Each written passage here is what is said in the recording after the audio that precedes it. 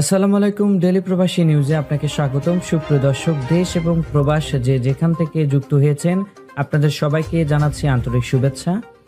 সুপ্রিয় দর্শক, আজকের খবরে আলোচনা থাকছে সৌদিতে অমুসলিমদের জন্য আরও 2 মদের দোকান, বদলাচ্ছে দেশটির চেহারা। জানিয়ে দেব এই খবরটি সম্পর্কে বিস্তারিত সংবাদ। পুরো ভিডিওটি দেখে বিস্তারিত জেনে নেবার অনুরোধ থাকলো। সৌদি আরব অমুসলিম বিদেশি কর্মী ও কূটনৈতিকদের জন্য নতুন 2টি মদের দোকান খোলার পরিকল্পনা করছে। দাহরানে একটি স্টোর হবে আরামকোতে কর্মরত বিদেশিদের জন্য, আর জেদ্দায় কূটনৈতিকদের জন্য আরেকটি। ধারণা করা হচ্ছে দোকানগুলো 2026 সালে চালু হতে পারে।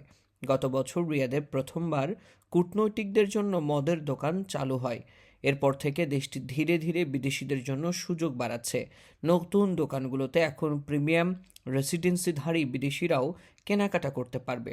আগে মদ পাওয়া যেত শুধু কূটনৈতিক চ্যানেল বা কালো বাজারের মাধ্যমে। সাধারণ সৌদি নাগরিকরা এখন মদ পাননি।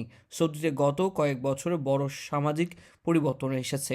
2017 সালে নারীদের গাড়ি চালানোর অনুমতি দেওয়া হয়, জনপরিসর পুরুষ মহিলাদের মেলামেশায় শিথিলতা আসে এবং ধর্মীয় পুলিশের ক্ষমতা কমানো হয়। বিশেষজ্ঞরা মনে করছেন এসব পরিবর্তন দেশের পর্যটন ও বিনিয়োগ বাড়ানোর জন্য। রেড সি গ্লোবাল প্রকল্পের মাধ্যমে শীঘ্রই 17টি নতুন হোটেল খোলা হবে। বিদেশিদের জন্য সুযোগ বাড়ানো এবং দেশকে আরও উন্মুক্ত করার চেষ্টা চালাচ্ছে সৌদি সরকার। এতক্ষণ আমাদের সঙ্গে থাকার জন্য অসংখ্য ধন্যবাদ। পরবর্তী সংবাদ দেখার আমন্ত্রণ জানিয়ে শেষ করছি এখনকার সংবাদ। প্রতিদিন সৌদি আরবের গুরুত্বপূর্ণ খবর জানতে ডেলি প্রবাসী নিউজ ইউটিউব চ্যানেলটিকে সাবস্ক্রাইব করে পাশে থাকা বেল বাটনটি প্রেস করে দিন, যাতে করে সৌদির পরবর্তী কোনো খবর মিস না করেন।